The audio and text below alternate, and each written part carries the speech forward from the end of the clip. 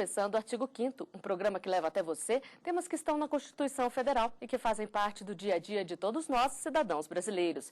No programa de hoje, vamos falar sobre ensino especial. O artigo 5º determina que todos são iguais perante a lei, sem distinção de qualquer natureza. Garantir o direito à igualdade é garantir condições de estudo para todos os brasileiros. No último censo realizado pelo IBGE em 2010, mais de 45 milhões e meio de pessoas disseram ter algum tipo de deficiência. Muitas necessitam de ensino especial. E para falar sobre como esse tipo de educação é oferecido, nós temos dois convidados no estúdio do Artigo 5º. Está aqui conosco Yuri Gagarin de Mello, presidente do Conselho de Defesa dos Direitos da Pessoa com Deficiência do Governo do Distrito Federal. Ele também preside a Comissão de Defesa dos Direitos da Pessoa com Deficiência da OAB-DF. Seja bem-vindo, doutor Yuri. O que tem sido feito para garantir a educação para todos? Olha, o tema sobre a pessoa com deficiência é um tema relativamente novo. Ele tomou o impulso de 2009 para cá com assinaturas de tratados internacionais. Do ponto de vista operacional, muito tem se mudado no Brasil em termos de acessibilidade. O Estado procura estabelecer colégios adaptados, procura estabelecer uma inclusão mais intensa.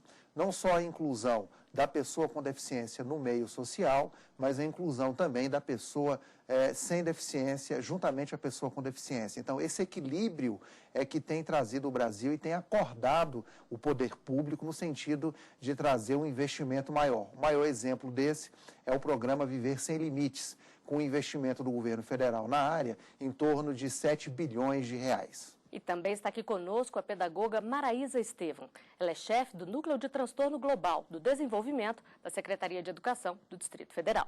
Seja bem-vinda, professora Maraísa. Obrigada. Qual que é o diferencial que o ensino especial deve ter? Os professores, por exemplo, eles têm alguma preparação especial? Sim.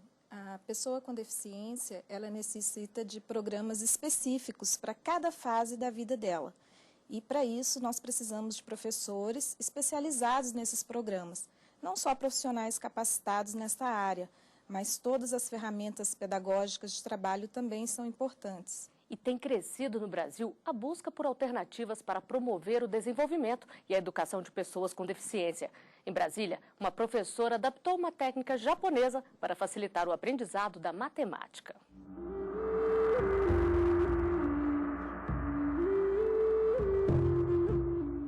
Aprender brincando. Para esta turma, a aula em formato lúdico tem um significado ainda mais especial.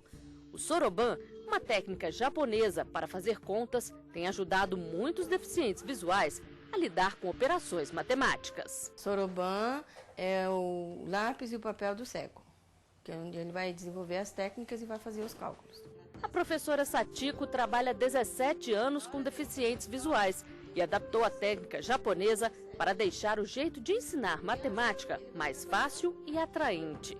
Com materiais reciclados, ela produz sorobans de diferentes níveis. Começa ensinando as operações básicas e vai aumentando a dificuldade.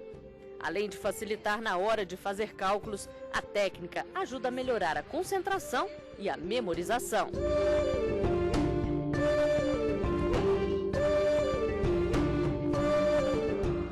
O trabalho da gente está sendo bom, tá surtindo efeito.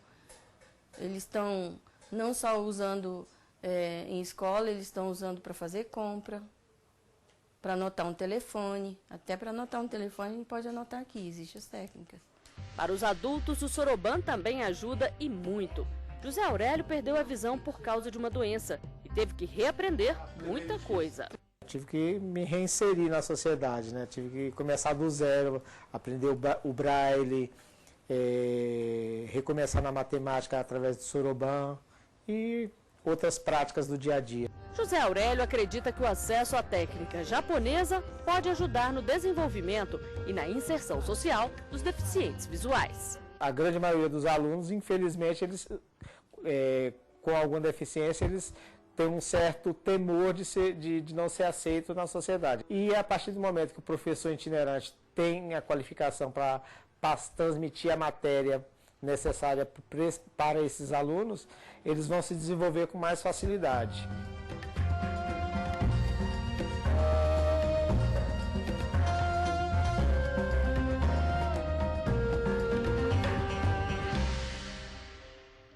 Professora Maraísa, projetos como esse ajudam a fazer a diferença para as pessoas com deficiência? Bastante. Não só para a pessoa com deficiência, mas também para os alunos, né, regulares. O Soroban, ele é aplicado em todo o Japão. Então, uma experiência que foi trazida para o Brasil, e lá no Japão não são só para crianças com deficiência. Ele é utilizado também pelas pessoas sem deficiência. E eu acho que a importância dessas ferramentas de tecnologia assistiva é que elas também possam ser utilizadas por todos, não só pelas pessoas com deficiência, porque isso é a verdadeira inclusão. Não é você criar uma ferramenta específica só para aquele público, mas que todos possam também se beneficiarem desses programas, dessas ferramentas, dessas tecnologias assistivas. Existe algum tipo de incentivo, doutor Yuri, para quem desenvolve projetos como esse, para as escolas investirem mais em projetos como esse? Os incentivos, além de estarem do ponto de vista do trabalho social, é o trabalho efetivamente de reabilitação, o trabalho de inclusão. Isso é muito importante porque cria uma característica de sentimento de igualdade entre as pessoas. Porque até antes, quando a discussão era menos feita, existia aquela coisa de você ter pena, de você ter dó da pessoa com deficiência, e a sociedade não tinha aquela visão de que se o Estado fornecer os instrumentos necessários, você tem uma pessoa que efetivamente pode ser praticamente igual a você e desenvolver as mesmas funções. Então, o plano educacional é o primeiro passo para isso, porque você passa a estabelecer na criança já esse procedimento de que você ser diferente é igual também, quer dizer, você não tem essa diferenciação. E eu acho que o processo de construção cultural de um país começa exatamente nessa educação mais básica. Então, acho que o Brasil avança muito nesse ponto, mas muito teremos que fazer ainda. Professora, o doutor Yuri falou aqui na educação básica. A senhora idealizou um projeto na Universidade de Brasília que ajuda na alfabetização de pessoas com deficiência. Como é que ele funciona? Esse projeto ele foi um sonho, né, realizado, um trabalho de 2 anos de conclusão de curso, de alunos do curso de computação da Universidade de Brasília. Então, nós desenvolvemos um software que demos um nome de Participar. Por que Participar? Para que ele participe das redes sociais, para que ele seja alfabetizado e participe do mundo, né? Do mundo virtual, do mundo social, enfim.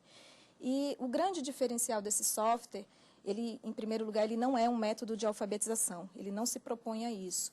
Ele veio para preencher uma lacuna, né, existente entre os métodos infantilizados de alfabetização, que não atingiam o público adulto, jovens e adultos com deficiência intelectual. Então, esse é o grande diferencial desse trabalho. E, com isso, eles têm conseguido alfabetizar-se e comunicar-se com o mundo através das redes sociais, internet e assim por diante. E muitos deles que estão sendo alfabetizados também têm conseguido entrar no mercado de trabalho, que esse, para nós, é a grande importância social desse trabalho. Então, assim, o grande pulo do gato realmente desse trabalho foi isso, proporcionar essa inclusão social através da alfabetização, que é uma habilidade básica hoje. E como é que as pessoas podem ter acesso a esse software? Ele já está disponível? Esse software, ele foi lançado, inclusive, em todos os países de língua portuguesa. E a Secretaria de Educação do Distrito Federal, ela tem disponibilizado para os centros de ensino especiais e as escolas, as pessoas, os pais, as famílias que desejarem, né, elas podem enviar um e-mail para a Universidade de Brasília, que é o projeto participar@gmail.com, e podem solicitar. Ele é um software gratuito, mas ele não é um software livre, né? Nós doamos os nossos direitos autorais para a Universidade de Brasília, então é necessário que a pessoa solicite autorização de uso, mas ele não é um software livre, não pode ser feito cópias, né, aleatoriamente, tá? Dentro dessa linha do software, o público-alvo especificamente seria a pessoa com deficiência mental, mas a gente poderia dizer que ele abarcaria também a questão dos surdos, cegos surdos. Como a gente viu a exemplo do Soroban, né, todas as pessoas que dele necessitarem, nós já temos relatos de experiências de pessoas idosas que estão utilizando, né, e que não têm déficit intelectual, mas que em determinada fase da sua vida não tiveram oportunidade de serem alfabetizados. Então, ele é um software que pode ser trabalhado, ele se propõe a isso, ele foi uma ousadia nossa, ele foi construído todo com recursos nossos, né? Não tivemos apoio financeiro, nem apoio pedagógico, enfim, de ninguém, né? Foi uma ousadia junto com esses alunos da Universidade de Brasília, do orientador deles, que é o professor Wilson, do curso de computação, e eu, né, que bancamos financeiramente todo esse projeto também. Então, doamos realmente esse trabalho para a sociedade. É um trabalho que ele saiu a versão 2 já. Estamos trabalhando também em outros softwares, em outras versões. Por exemplo, vamos lançar a Matemática para a Vida, vamos lançar também um outro software voltado para trabalhar com pessoas com mais comprometimento, como autismo e paralisia cerebral, com atividades de vida diária, onde a pessoa possa aprender a amarrar seu sapato, a pentear seu cabelo, as meninas a passarem um batom, que são habilidades simples para a gente, mas que para eles têm um grande significado, escovar os seus dentes e assim por diante, né? Então, estamos utilizando essa ferramenta de tecnologia para isso. Flávia, a gente sempre, quando fala sobre pessoa com deficiência, tudo custa 4 vezes mais caro. Eu estive fazendo um estudo recentemente na área tributária para saber se haveria a possibilidade de redução de custos sobre os insumos. É até um incentivo, né? Exatamente. Nós já temos hoje no Brasil uma redução de impostos federais, seria o imposto de importação e o imposto sobre produtos industrializados.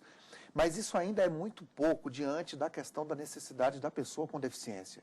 Se nós tivéssemos as reduções de impostos, como imposto sobre serviços, ICMS, que seriam impostos estaduais, impostos municipais, nós teríamos hoje uma diminuição dos custos, além do que já é oferecido, em torno de 30% a 40%.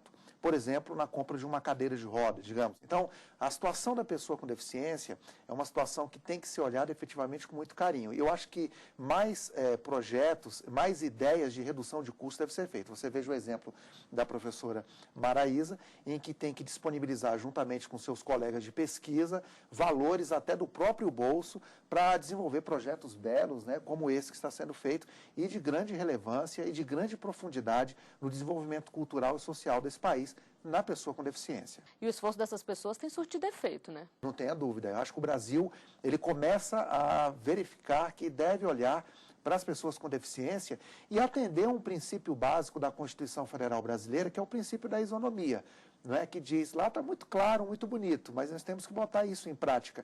Quer dizer, tratar todos de forma igual e os desiguais de forma desigual na medida de suas desigualdades. Então, acho que nós temos que trabalhar mais o segundo ponto desse princípio constitucional e o Brasil está caminhando para isso. Bom, e nós vamos falar mais sobre isso no próximo bloco. O artigo 5º volta já.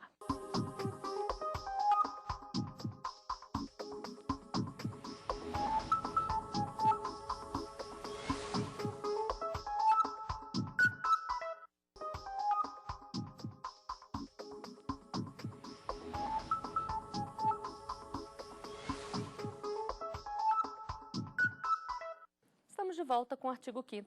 Os nossos convidados são a pedagoga Maraísa Estevão e Yuri Gagarin, presidente do Conselho de Defesa dos Direitos da Pessoa com Deficiência do GDF. No programa de hoje estamos falando sobre ensino especial. A Convenção de Direito das Pessoas com Deficiência, promulgada pela Organização das Nações Unidas em 2007, prevê que os estados devem assegurar um sistema educacional inclusivo em todos os níveis. O Brasil é parte desse tratado, que tem valor de emenda constitucional desde 2008 e tem implementado uma série de medidas que já mostram resultado. Dados do Censo da Educação Básica indicam que o crescimento de matrículas de estudantes da educação especial em classes comuns passou de 28% em 2003 para 74% em 2011. No mesmo período, o número de escolas com inclusão aumentou mais de 600%. Foi de 13 mil para mais de 93 mil. Doutor Yuri, que tipo de políticas têm sido implementadas para poder fazer a diferença aí? Primeiro é a participação e a conscientização de que o Brasil é signatário de um tratado sobre direitos humanos, né? Um tratado sobre direitos humanos tem efetivamente força constitucional e essa força constitucional tem que ser cumprida. A Constituição é a lei maior, a lei fundamental e efetivamente ela tem que ser cumprida. A Convenção ela veio realmente convalidar os princípios constitucionais que envolvem efetivamente o atendimento a políticas públicas de inclusão social no Brasil. Um dos pontos de inclusão social tem sido esse programa Viver Sem Limites. Mas, independentemente do programa Viver Sem Limites, que é um programa do governo federal de alocação de verbas no valor de aproximadamente 7 bilhões de reais, vem o trabalho que é feito pela própria sociedade civil, junto aos governos estaduais e municipais de conscientização, de que os estados, de que os governadores, de que os prefeitos, de que os envolvidos na política local devem ter essa consciência na hora, efetivamente, de voltar as suas políticas para a assistência das pessoas com deficiência. Um maior exemplo disso tem sido o atendimento, por exemplo, uma tentativa, mas que está sendo feito ainda de forma muito tímida, mas já está acontecendo, o fornecimento de cães-guias no Brasil hoje, que tem um custo muito caro, o fornecimento e adaptação de colégios na área de braille, efetivamente para as pessoas que não têm a possibilidade de ver, então, e estabelecendo a possibilidade de professores especializados nessa área. Então, o Estado ele tem proporcionado ou procurado proporcionar cursos de formação inclusiva para que, efetivamente, os professores tenham essa condição de fornecer esse trabalho especializado. Professora, e qual que é a importância para as pessoas com deficiência dessa inclusão? A inclusão, ela é um processo. Ela deve ser entendida como um processo de adaptação dessa pessoa na sociedade, não somente na escola. Nós puxamos para a educação a responsabilidade dessa inclusão, mas, na verdade, ela é uma inclusão em todas as políticas públicas. É importante a gente deixar claro que a inclusão ela não é educacional somente. A inclusão da pessoa com deficiência, ela é num shopping, num supermercado, num hospital, enfim, em todas as áreas da nossa sociedade. Mas a educação especial, ela puxou para si realmente essa responsabilidade e com essa possibilidade de convivência na escola com outras crianças sem deficiência, o nosso público, né, as crianças com deficiência, elas têm realmente conseguido, né, se adaptar, conseguido adquirir novas habilidades que às vezes somente no seu mundo pequeno ali dentro do seu guetozinho elas ficariam mais limitadas, então elas conseguem desenvolver mais habilidades. Por outro lado, a inclusão também não é para todos ainda, né? É importante que aquela criança que ainda precise realmente de ferramentas mais específicas para desenvolver as suas habilidades até chegar ao processo da inclusão, que ela realmente tenha acesso a uma escola especial, a um programa especial antes de chegar nessa inclusão. Então, a gente precisa fazer a inclusão de uma forma muito responsável, né? A inclusão, ela veio para ficar, ótimo, né? Que bom que todo mundo está trabalhando em cima dessa nova fase da nossa sociedade. Mas nós mal vivenciamos a fase da integração e estamos agora dentro do processo de inclusão. Então, é importante fazer isso com muita responsabilidade e entender que existem ainda pessoas com deficiência que não estão ainda preparadas, não conseguiram ainda desenvolver os conteúdos básicos de vida para chegar dentro de uma escola regular. É questão de sobrevivência dentro de uma escola regular. E no caso de uma criança que precisa de um acompanhante o tempo inteiro, como é que fica? A família tem que providenciar esse acompanhante, a escola se responsabiliza, com quem fica esse custo? Eu tive a oportunidade, como presidente do CODED, como presidente da Comissão de Pessoa com Deficiência da Ordem dos Advogados do Brasil aqui do Distrito Federal, de participar de uma discussão recente sobre isso aqui em Brasília, em que uma mãe foi num determinado colégio em Brasília para fazer a matrícula do filho no colégio. Só que essa criança precisava de um atendimento especial, salvo engano, um acompanhante. Nesse exato momento, o colégio alguns colégios exigiram um valor maior na mensalidade. E essa discussão foi muito atiçada aqui em Brasília. Eu vi posições dos dois lados, inclusive do próprio Ministério Público, de pessoas de que o colégio não deveria fazer esse pagamento desse acompanhante, isso deveria ser feito pelos pais. Ouvi posições de que isso deveria ser dissolvido de alguma forma nas mensalidades. Então, a discussão ainda é uma discussão recente. Ela não está convalidada, ela não está firmada ainda, e nós estamos acompanhando aí os posicionamentos judiciais e acompanhando os posicionamentos do Ministério Público como fiscal da lei para ver qual a posição que será adotada. Ainda vai ter muita discussão. Né? Muita discussão, porque você envolve diretamente a questão do ensino privado, claro, e envolve a questão constitucional, que é de você tratar as pessoas de forma desigual na medida da sua desigualdade. Nós temos na Secretaria de Educação um trabalho realizado por monitores Então, quando essa criança necessita realmente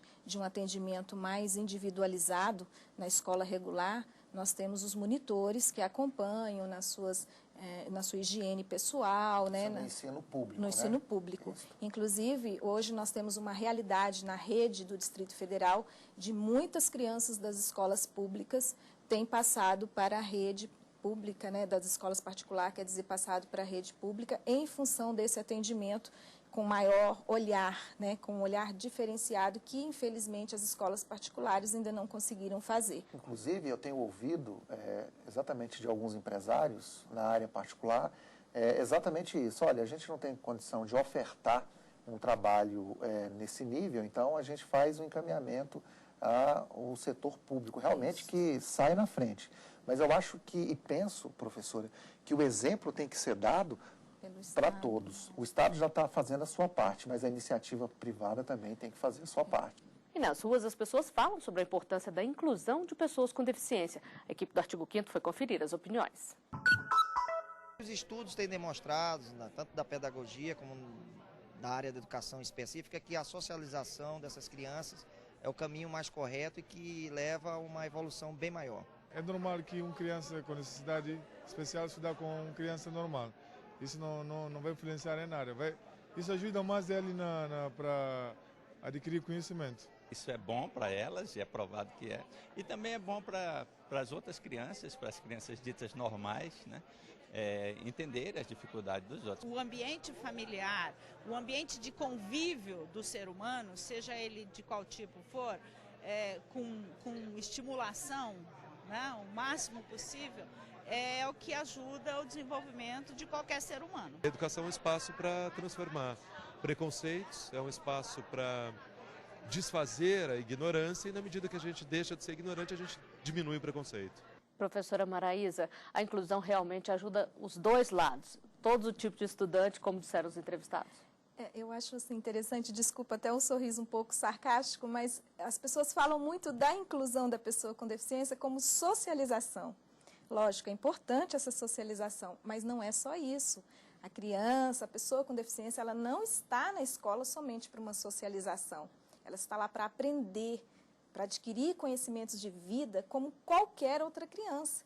E para isso ela precisa de uma adaptação curricular, ela precisa de ferramentas específicas para a sua necessidade. O professor que trabalha com essa criança, ele precisa entender que conteúdos de vida precisam ser ensinados. O que eu preciso ensinar para o meu aluno hoje para que amanhã ele possa? Possa o quê? Sobreviver na vida.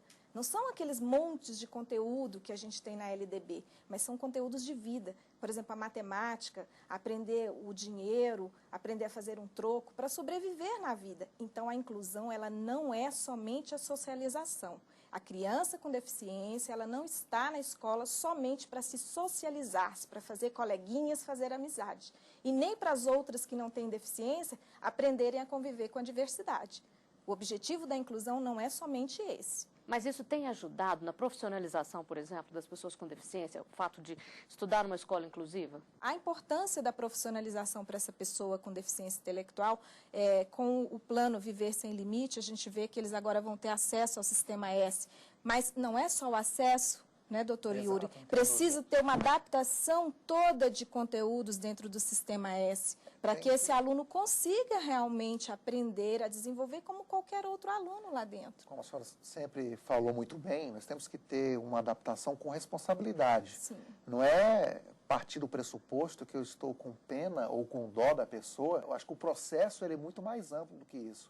Passa, inclusive, acho muito bem colocado aqui pela professora, a questão da própria ideia construtivista do conhecimento, ou seja, você estabelecer um preparo à pessoa com deficiência, mas um preparo para a vida. Para a vida. Né? Aplicabilidade real. Exato, que ele vai ter a oportunidade de desenvolver o conhecimento dentro de uma sala de aula, dentro de um laboratório, mas que ele vai sair dali e ele vai servir como um exemplo e vai passar esses conhecimentos para a sua vida pessoal, para a sua família, quer dizer, para os seus entes queridos. Então, e para a própria sociedade e o meio onde convive. Então, nós estamos dentro de um processo de construção de conhecimento e esse processo de construção de conhecimento, ele tem que ter um retorno social muito intenso. Agora, para ter o retorno social, que é a sociabilidade, você tem que dar o aprendizado. Aprendizado adequado, um aprendizado livre de discriminação, um aprendizado livre da intolerância, um aprendizado livre do racismo. E a educação Então, é a ferramenta para poder diminuir o preconceito? O primeiro passo, eu diria que seria isso, porque a educação ela participa de um processo de conscientização.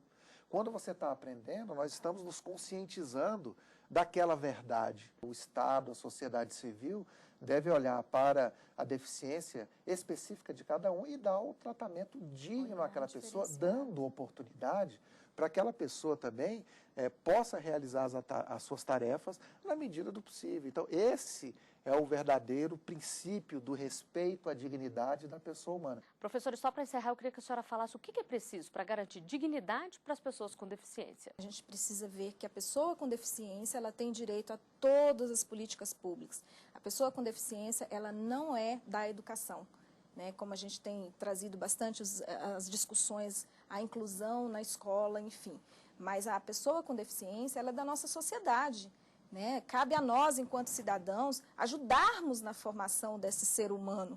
Né? Então, eu estou num shopping, ajudar essa pessoa a utilizar uma escada rolante, a utilizar um elevador, a ensiná-la realmente. A gente, como cidadão, pode fazer a nossa parte, todos nós podemos fazer a nossa parte para dirimir também esses pré-hífen conceitos, né, que foram colocados aí na educação especial. Bom, e com essa constatação nós chegamos ao final de mais um Artigo 5º. Doutora Maraísa Estevam, doutor Yuri Mello, eu agradeço a presença de vocês aqui conosco e você também pode fazer parte do nosso programa, mandando sugestões para o e-mail artigo5@stf.jus.br. A gente se vê na semana que vem. Até lá!